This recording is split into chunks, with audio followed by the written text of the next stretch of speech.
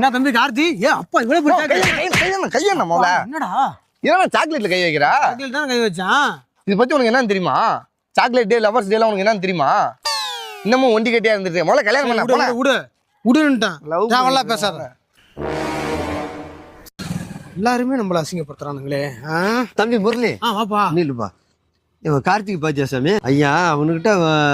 300 ரூபா காசு கொடுத்தப்பா காலையில காலேஜுக்கு போகும்போது கரண்ட் பில்லு கட்டி இப்படி செத்த போ சாமி என்னால நடக்க முடியல என்னப்பா சொல்றீங்க கரண்ட் பில்லு கட்டல வீடு இருண்டு போய் கிடக்கா ஆமாப்பா சாக்லேட் டே லவர்ஸ் டேலாம் உனக்கு என்னன்னு தெரியுமா நான் வரும்போது தான் பார்த்தேன் அந்த பஸ் ஸ்டாண்ட் இருக்குல்ல அதுக்கு ஆப்போசிட்ல ஒரு ரோடு புதுசா போட்டுருக்காங்க ஆமா போட்டிருக்காங்க அங்கதான் நின்னுட்டு இருந்தான் பெரிய சாக்லேட் ஒண்ணு வச்சிருந்தான் அதோடைய மதிப்பு பாத்தீங்கன்னா எப்படி 300 ரூபா இருக்கும் 300 ரூபா இருக்குமா ஆமா 300 ரூபா சாக்லேட்டை பாக்கெட்ல வச்சு நின்னுட்டு இருந்தான் லவ் பண்ணலாம் படிக்கிற வயசுல எல்லாத்துக்கும் வரும் அதனால இந்த அளவுக்கு 300 ரூபா சாக்லேட் அது கரண்ட் பில்லு கொடுத்த காசு நானே ஒரு அப்பனா இருந்தேன்னா வச்சுக்கேன்